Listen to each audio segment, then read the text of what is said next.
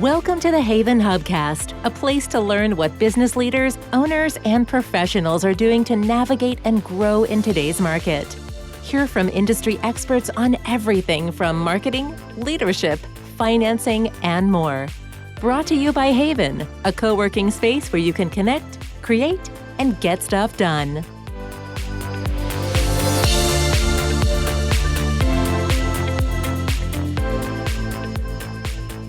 I'm Sue Yasav, the CEO and founder of Marquette Marketing, and I'll be hosting the marketing series of the Haven Hubcasts.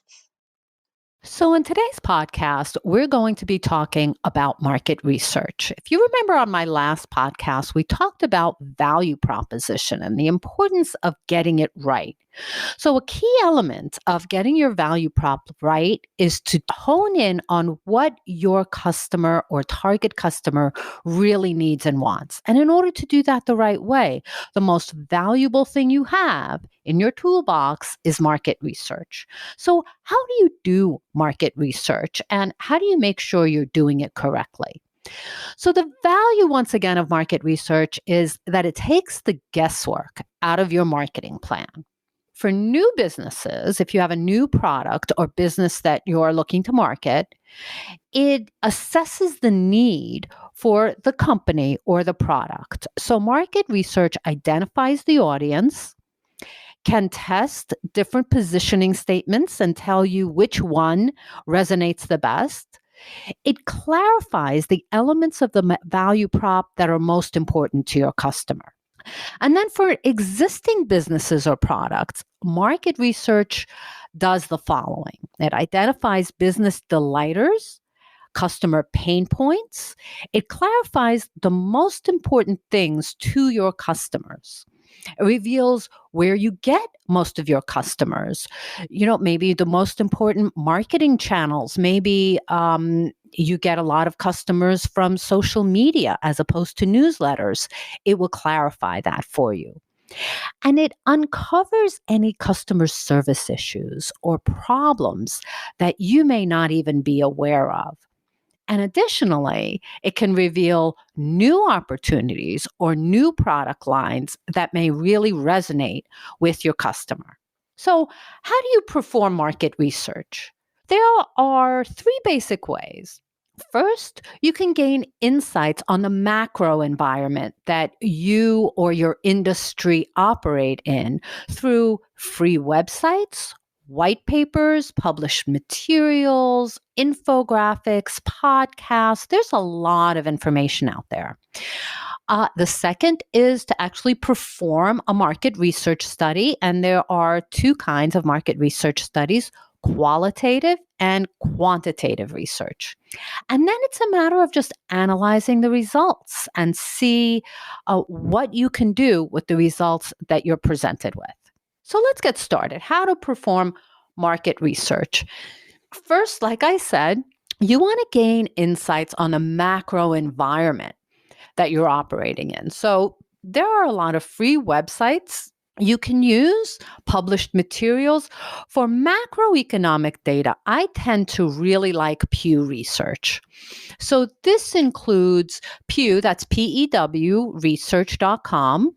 It includes economic data, demographic trends, societal trends, a bit about politics, and it really summarizes things graphically and in writing in very effective ways. Also, if you want more specific data-oriented insights, you can log on to the U.S. Census. U.S. Census.gov has a lot of data on geography, age ranges by geography. It's a little hard to wade through it all, but if you know what you're looking for, it's a great resource. And like I said, it's absolutely free. So let's say it's time that you want to go beyond what's available out there. You could also perform your own market research study. The tool that I like to use is SurveyMonkey, and it's free for the basic tool, but it has no ability to target or to analyze results by a specific industry. And it's most effective if you have your own email list. But if you want to use a more general random list, it's certainly available. So if you want to create a survey tool yourself, there are certain guidelines. Top three guidelines are: email the survey to a representative sample of your target customer. It does no good if you're selling something that your target customer will not buy. Also, make sure it's a random population, but it's also representative of who you're selling to. In addition, quantitative surveys are great for numerical and objective results. So just keep that in mind. You'll be getting percentages of what customers say about various questions that you'll be asking. Now, survey questions. What kind of survey questions should you ask in your survey? Make sure it's a maximum of 5 minutes. So that means maximum of 10 questions and only one open-ended question. So a question that they have to write in their response. People nowadays have very little tolerance for taking 20 or 30 page surveys. You just won't get that many answers. So within these 10 questions, you have to identify, what do you really need to know?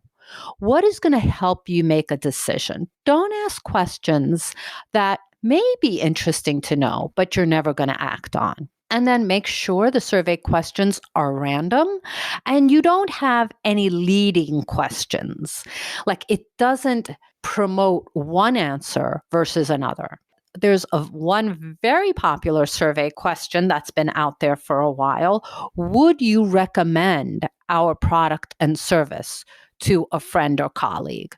That question is called the NPS question, and it's very common and a very good gauge on overall satisfaction with your business.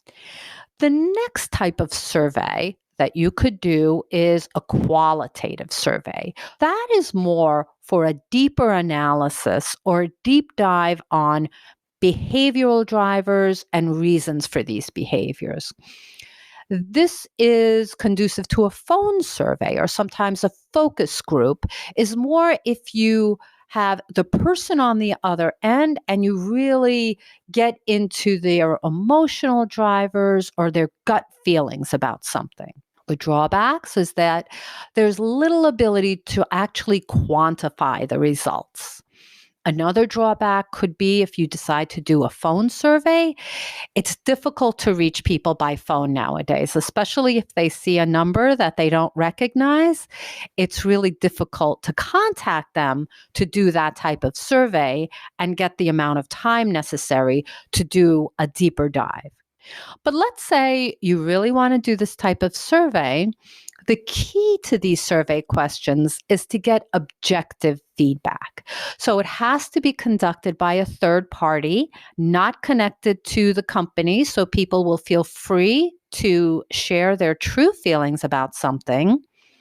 Maximum of 10 minutes, because people get impatient when you're on the phone with them for too long.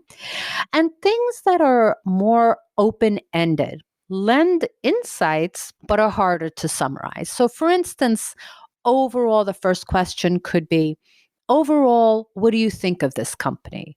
Another question could be the NPS questions. Overall, do you recommend this company to a friend or colleague? And then you could get more specific. What is a delighter?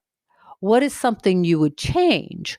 Why did you leave this company and try and go to another company? So those are very valuable insights. But again, you need time and effort to dig deeper into consumer behaviors and why they're answering a certain question. So in analyzing the results, let's say you've done these surveys, you get the results.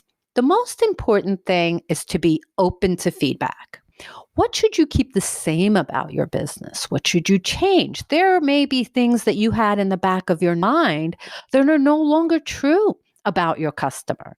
Does your target customer look different than you thought they would look, or act different than you thought they were acting? And this is an opportunity to clarify your value proposition and your positioning. Does your value prop still resonate, or can you create a value prop that more aligns with how your customers are thinking and feeling? And what elements of your business do your customers find most valuable? And ensure these elements are maximized in your marketing messaging. And then, very importantly, what aspects of your business do you need to change? And create project plans to respond to this feedback. It would be a shame to get all this input and yet not put programs in place to make your business better as a result of this input. Once again, to summarize, market research is one of the most important tools you have to take the guesswork out of your marketing, but most importantly, act on the survey results in order to make it successful. So join me next time when we move forward with Thrive, marketing for your small business. Thanks for listening to the Haven Hubcast, a place to learn what business leaders and owners are doing to navigate and grow in today's market. Please leave a review on Apple Podcasts and subscribe on your favorite podcast app. Haven is a co-working space and virtual community located in the heart of Fairfield County, Connecticut. Haven is a hub for business owners and professionals to connect, create, and get stuff done. Find out more about the Haven community online at haven.com. That's HAYVN.com. Haven Hubcast is produced by Sound Advice Strategies.